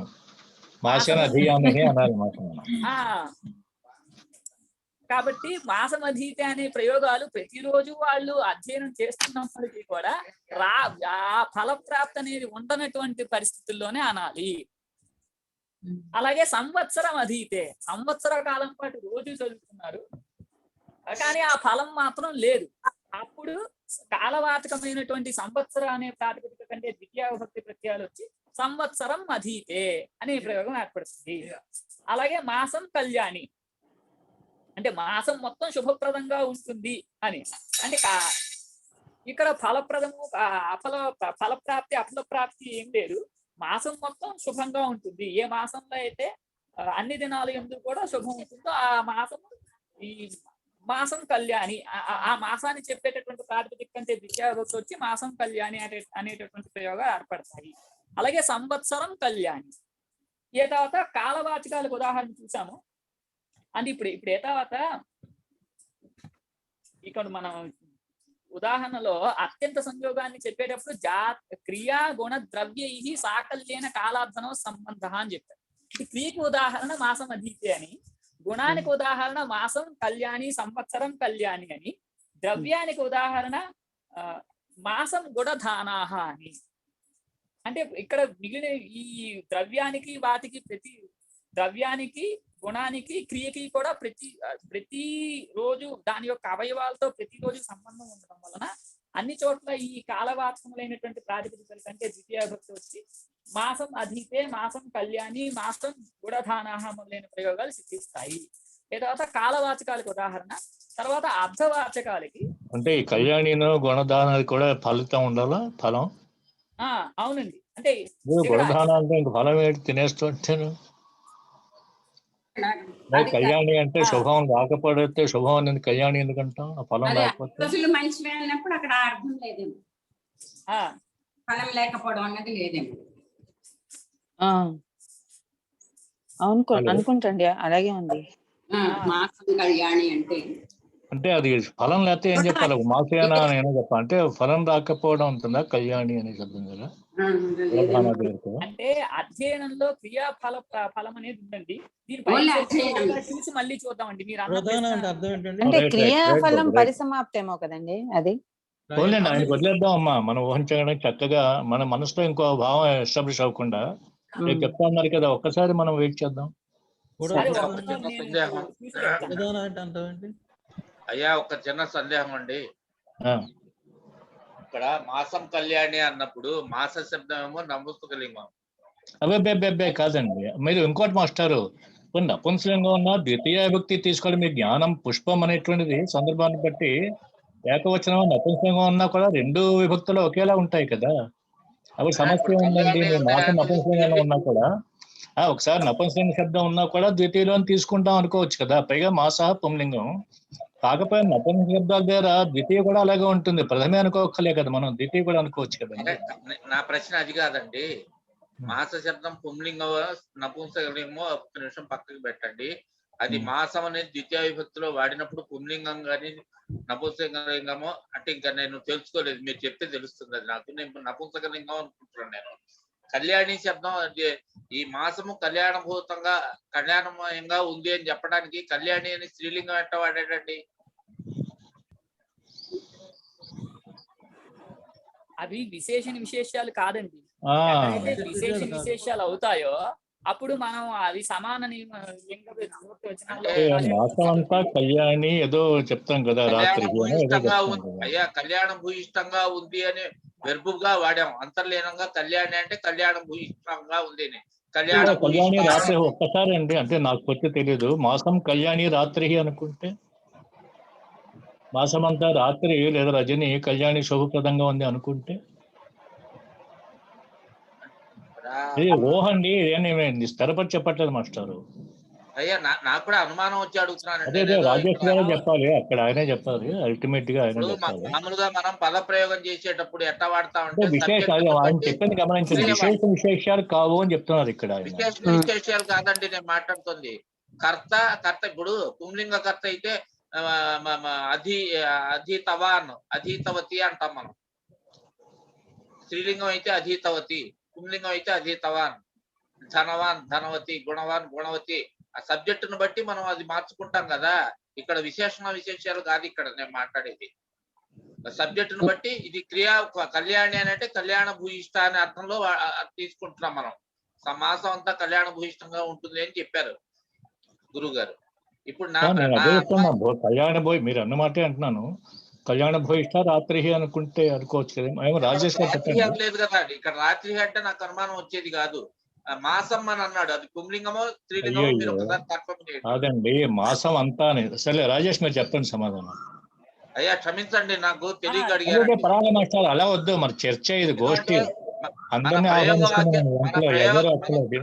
అందరికీ క్షమ. రాజేష్ చెప్పండి మీరు సమాధానం. మన ప్రయోగ వాక్యాల్లో జాగ్రత్తగా వాడతాం కదా మనం. ఇక్కడ డౌట్ వచ్చింది.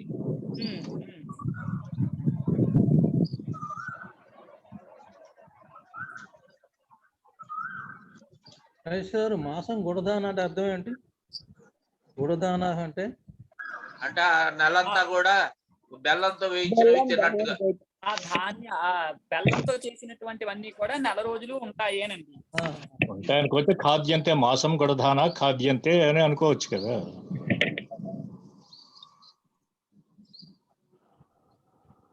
హలో చెప్పండి రాజేష్ మీరే. ఇప్పుడు అధీతవాన్ అధీతవతి అనేవన్నీ కూడా దాని ముందు ఉండేటటువంటి ఒక విశేషాన్ని అనుసరించి ఉంటాయండి. అంతే.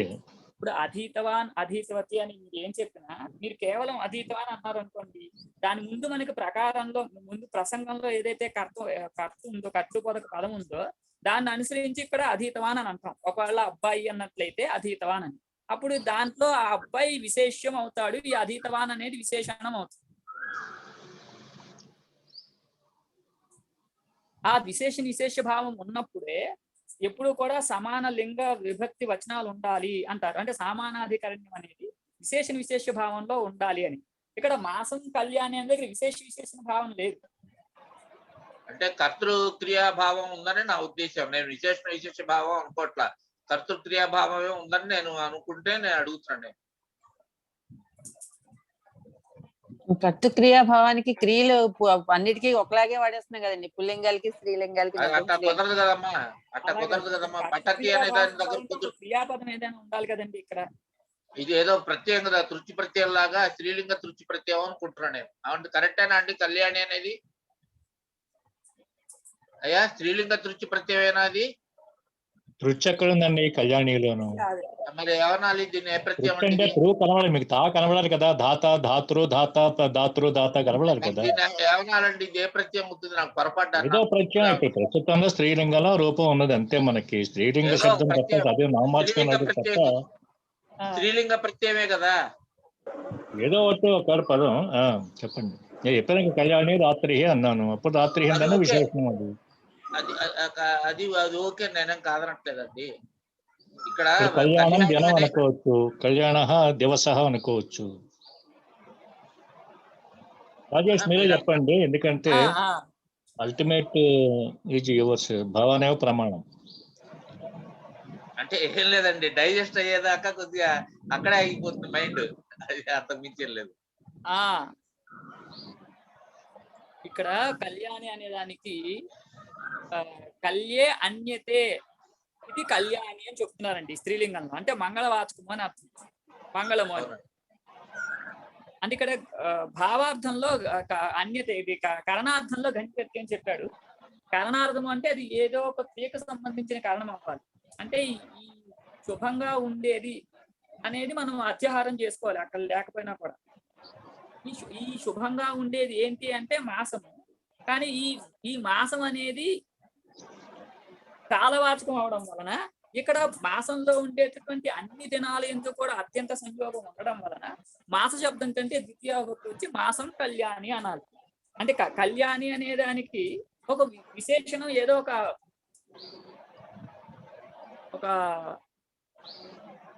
ఒక నక్షత్రం కానీ లేకపోతే ఒక రాత్రి కానీ మాస్టర్ అన్నట్టుగా దాన్ని విశేషణంగా పెట్టుకుంటే ఈ నక్షత్రం కలిగినది ప్రతిరోజు కూడా ఈ మాసమందు ప్రతిరోజు కూడా శుభంగానే ఉంటుంది అనే అర్థంలో. మాసము శుభంగా ఉంటుంది అని అనుకుంటే శుభంగా ఉండడం అనే క్రియలో కర్త మాసం అవుతుంది.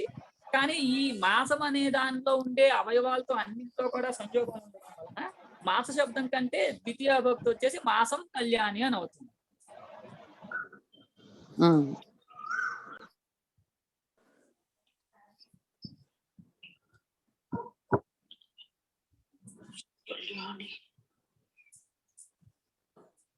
లేదా మాసం కళ్యాణి ప్రవృత్తి అనుకుంటే అయిపోతుంది. ప్రవృత్తి అనేది అయ్యా అవునండి. అంటే అక్కడ సబ్జెక్ట్, అక్కడ ప్రయోగం ద్వితీయ విభక్తిలో ఉన్నా కూడా అర్థం మనం విటా తీసుకోవాలి. మాసం కళ్యాణి ప్రవృత్తి లేదా కళ్యాణి రాత్రి అనే భావంలో తీసుకోవాలి అంతే, అక్కడికి ఆగిపోదు. అంతేనండి? అవునండి. దీనిపైన ఇంకేమైనా ఉంటుందేమో చూద్దామండి, నేను మళ్ళీ చూసి చెప్తాను. ఇప్పటి వరకు మనం ఇలా అనుకుందాం. అయ్యా క్షమించండి, కాలం కాలహరణం. ఇలాంటి వాళ్ళు ఇలా ప్రశ్న వేస్తేనే మాకు ఇంకా కొంచెం చూడాలి అనే ఒక జిజ్ఞాస. ఏమి అనుకోము, మీరు ఇంకేం అనుకోవద్దు. మనకు తెలిసినంత వరకు ఇప్పుడు మనం సమన్వయం చేసుకోవడానికి ప్రయత్నిద్దాము. లేని పక్షంలో మనం మిగిలిన పుస్తకాలను చూసి లేదా మనం ఇంకొంచెం ఆలోచించి ఇంకా స్పష్టంగా అర్థం చేసుకోవడానికి ప్రయత్నం చేస్తాం. ఏదో మాస చెప్పండి. సంవత్సరం పుష్పాణి అని ఇంకొక ఉదాహరణ ఇచ్చారు. హలో రాజేష, మాస్టర్ చెప్పండి. కళ్యాణే గౌః కాచిత్ అస్మద్ గృహే అస్తి మాసే तदे मासे अधिकरणापेक्षया मासमिति प्रयुक्तवान् तावदेव किल। कल्याणी काचित् गौः इति चिन्तयतु, अथवा कल्याणी काचित् कन्या अथवा बालिका पुत्री वा भवतु कापि, कल्याणी पदवाचा कापि बालिका भवेत्, कन्या भवेत्, युवती भवेत्, महिला अपि भवेत् किल काचित्। सा तु मासपर्यन्तम् अत्र स्थितवती गृहे, या फलमपि दत्तवती, यथा भवान् उक्तवान् द्वितीय यः फलमपि आवश्यकम् इति, तथा मासे सा अत्र आसीत् किल, कल्याणी वा कापि कल्याणी बालिका वा कन्या वा कापि। मासे इति अधिकरणार्थे अथवा भगवदुक्तरीत्या तृतीयार्थे वा द्वितीया प्रयुक्ता, एवमेव किल।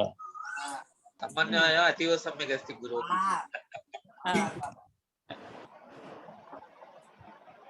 మొత్తం నెలం పూర్తిగా मम कल्याणी शब्दस्य केवलं विशेषणपदं तत्तु विशेष्यपदं तु अवश्यम् आवश्यकं, गुणवचनम् इति कृत्वा किल।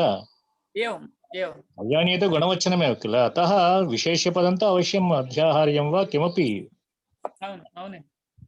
भवतु, विचिन्त्य वदतु, चिन्ता नास्ति, अस्माकं किमपि अत्र अयं चिन्ता। समन्वयः अतीव सम्यक् अस्ति। समन्वयः गुरुगारु, समन्वयः अतीव सम्यक् अस्ति। రాజేష్ గారు చెప్పండి. టైం అయింది. అయితే ఇక్కడికి ఆపుతామండి, రేపు అర్ధవాచకాల గురించి చెప్తాం.